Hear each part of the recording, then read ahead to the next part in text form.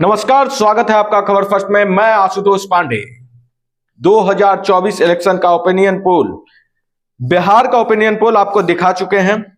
बिहार का एक एक सीट का वादा किए थे कि पूरे बिहार ही नहीं पूरे देश का एक एक सीट का ओपिनियन पोल आपको खबर फर्स्ट दिखाएगा। तो इसी कड़ी में पहला जो हमारे पास ये डॉक्यूमेंट्स जो है बिहार का सबसे चर्चित सीट में से एक, आने वाले समय में सबसे चर्चित सीट रहेगा। क्यों रहेगा, इसका इतिहास क्या है, इस सीट का कितना जातिगत समीकरण इसमें छिपा हुआ है, कौन जीतेगा क्या हारेगा, हर एक सवाल का जवाब जो आपके मन में इस सीट को लेकर है, आज खबर फर्स्ट आपको बतला देगा। रामविलास का विरासत रही हाजीपुर की लड़ाई, कौन जीतेगा? चाचा और भतीजे में छिड़ने वाला है महासंग्राम, किसको जिताएगी जनता?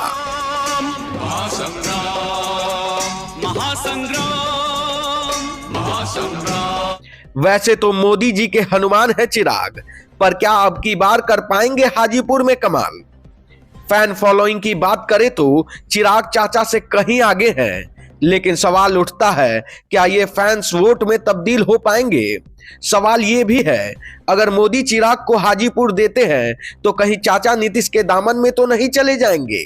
क्या पशुपति पारस को रामविलास पासवान की बातें याद हैं जो उन्होंने लालू यादव को लेकर कहा था? अगर नहीं याद तो हम याद दिला देते हैं। हर सवाल का जवाब आपको मिलेगा कुछ मिनटों में, पर उससे पहले देखें स्वर्गीय रामविलास पासवान ने क्या कहा था लालू यादव को लेकर। लालू जी कहां पड़े हुए हो? ये लालू जी को हम जानते हैं। इनका एक हाथ पांव पर रहता है, दूसरा हाथ गर्दन पर रहता है। पांव पकड़ने में भी देरी नहीं होता है, गर्दन में मोड़ने में भी देरी नहीं लगता है। गए थे नीतीश जी को कहने के लिए पेट में दांत है, आज कहां हो गया? इसलिए ये बेमेल गठबंधन है। 25 साल तक आपने देखा है इन्हीं लोगों के हाथ में शासन था, फिर ये नारा लगा करके बैकवर्ड फॉरवर्ड का नारा लगा करके लोगों को भरमाने का काम कर रहे हैं। इसलिए भाइयों, मैं आप सब लोगों से आग्रह करना चाहता हूं कि हमारा एनडीए का रथ का परिवर्तन रथ निकल चुका है। ये रथ का चक्का चल पड़ा है, ये विकास का रथ, विकास का चक्का है। इस चक्का को आगे बढ़ने दो। जो कोई रथ के चक्का के सामने में आएगा, रथ का चक्का उसकी छाती पर होते हुए निकल जाएगा। लेकिन बिहार का विकास रुकने वाला नहीं है। तो सबसे पहला सीट, इस सीट का नाम है हाजीपुर लोकसभा सीट। इसमें सबसे पहले ये सीट जो है राम सुंदर दास, जो हमारे पूर्व मुख्यमंत्री थे बिहार के, वो सबसे पहले 1957 में यहां से चुनाव लड़े थे। और आपको बता दें कि 1977 से लेकर 2019 तक इस सीट पर सिर्फ एक ही राजा रहा है, वो रामविलास पासवान। रामविलास पासवान का दबदबा इस सीट पर रहा है। लेकिन रामविलास पासवान के जाने के बाद जो समीकरण 2024 में दिख रहा है, जहां एक तरफ चाचा भतीजे की लड़ाई चल रही है, दोनों एक ही सीट पर, चाचा मानने को तैयार नहीं, भतीजा छोड़ने के राजी नहीं, बीच में एंट्री भाभी की होने वाली है। भतीजे ने साफ तौर पर बता दिया, जी हम, इस भतीजे का तात्पर्य यह है कि चिराग पासवान ने साफ तौर पर बता दिया है कि मैं हाजीपुर सीट किसी भी कीमत पे नहीं छोड़ सकता। तो ऐसे में देखने वाली बात होगी कि अगर चाचा भर से भतीजा होता है तो ये समीकरण क्या एनडीए के हक में जाता है या फिर इंडिया अलायंस के हक में? तो हम आपको बता दें, सबसे पहले विधानसभा सीटों की अगर हम बात करें तो आपको राघोपुर, महनार और महुआ, ये तीन ऐसे लोग विधानसभा सीट है जिसमें आरजेडी का बोलबाला है, यादवों की संख्या ज्यादा है।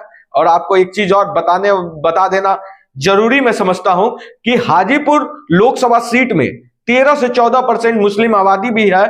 तो इसको दरकिनार करना, किसी भी ओपिनियन पोल बनाने से पहले इन सारे डिटेल्स को जनता के सामने रखना बहुत जरूरी होता है।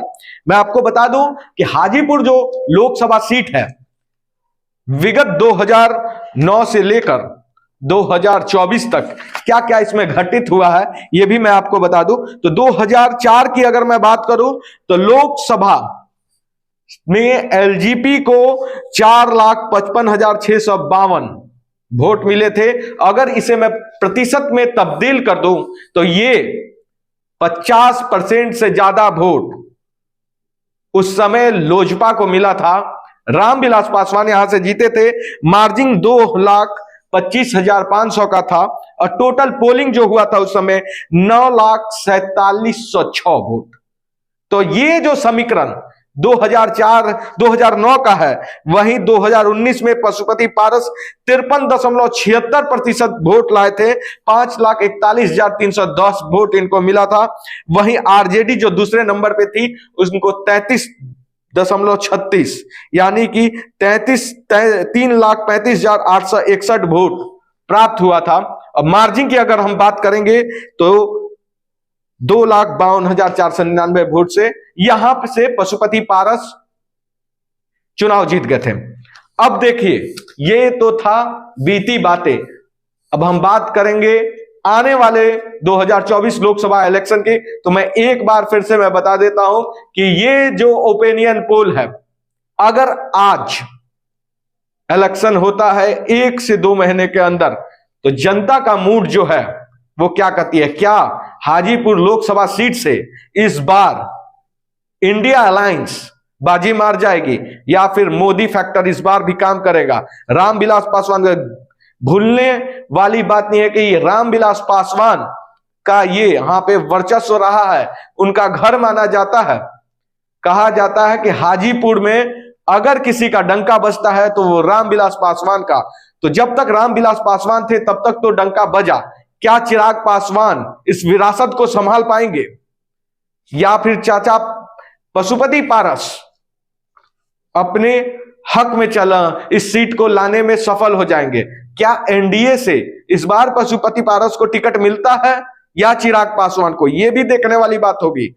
अगर चिराग और पशुपति पारस दोनों आपस में टकराते हैं तब कौन जीतेगा, हम इस पर चलेंगे, क्योंकि दोनों में से एक भी इस सीट को छोड़ने को तैयार नहीं है।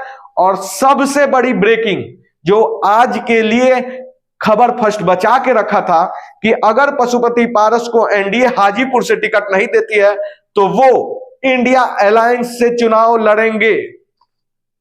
इस वक्त की सबसे बड़ी खबर यही है कि अगर एनडीए अगर पशुपति पारस को टिकट नहीं देती है तो इस बार हाजीपुर सीट से इंडिया अलायंस के लिए चुनाव लड़ेंगे। तो उस समय क्या समीकरण बनेगा? क्योंकि अगर यह समीकरण नहीं होता है तो जाहिर सी बात है कि फिर वही हर्ष होगा हाजीपुर में जो 2014-2019 में देखने को मिला था। एक तरफा क्लीन स्वीप बीजेपी एनडीए गठबंधन करती नजर आएगी। अगर एनडीए से कोई भी पशुपति पारस की पार्टी से हो या फिर लोजपा से हो, अगर एक तरफा चलते हैं तो पशुपति पारस का या फिर चिराग पासवान का जीतना यहां पे निश्चित होगा। इसका 2 फैक्टर है।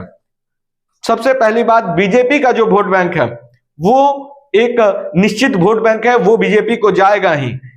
पासवान समाज का वोट बीजेपी को जाएगा ही 80%। आपको बता दें कि यहाँ पे 13% जो आबादी मुस्लिमों का है, मुस्लिम समुदाय का 13% आबादी है, वो आबादी सिर्फ शिफ्ट होगा इंडिया अलायंस के तरफ से। नहीं तो इस विधानसभा लोकसभा सीट पर एक तरफा क्लीन स्वीप करते नजर आएगी बीजेपी।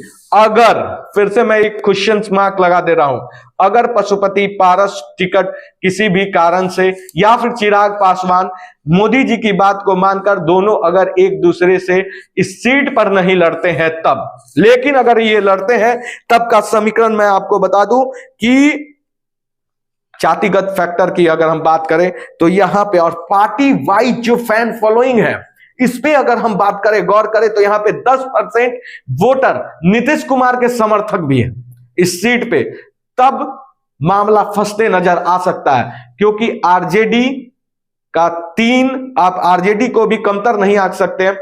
10 और 13, 23, 10% यहां पे जो आप कह सकते हैं कि 10% आरजेडी के भी वोटर्स हैं जो शिफ्ट हो सकते हैं लोकसभा में इंडिया अलायंस की तरफ। तो एक मैक्सिमाइज की ओर हम बढ़ते हैं और उसके बाद आपको समीकरण बताते हैं। तो अगर पशुपति पारस और चिराग पासवान दोनों एक साथ लड़ते हैं अलग अलग पार्टियों से। हाजीपुर से पशुपति पारस इंडिया अलायंस से लड़ते हैं और चिराग पासवान एनडीए अलायंस की तरफ से लड़ते हैं। तो इसमें चिराग पासवान की पार्टी को 48% वोट मिलते नजर आ रहा है।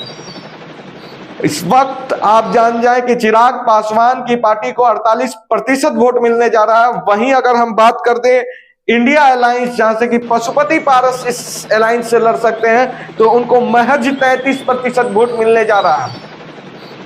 अगर इस प्रतिशत वोट की परसेंटेज को अगर हम वोट में, एक्चुअल वोटिंग में तब्दील कर दें तो एनडीए को 5,80,423 वोट मिलने का अनुमान है।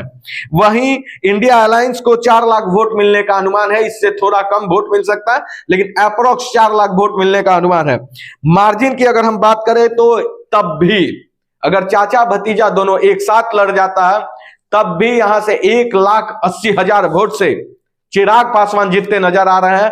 तो हाजीपुर सीट का समीकरण यही कहता है कि हाजीपुर का जो सीट है वो एनडीए के तरफ क्लीन स्वीप मारते नजर आ रहे हैं। 2014-19 के भांति 2024 में भी बीजेपी की यहां से प्रचंड जीत होगी। अभी तो ये ट्रेलर है, हर एक सीट का सर्वे आप लिख कर रख लीजिए।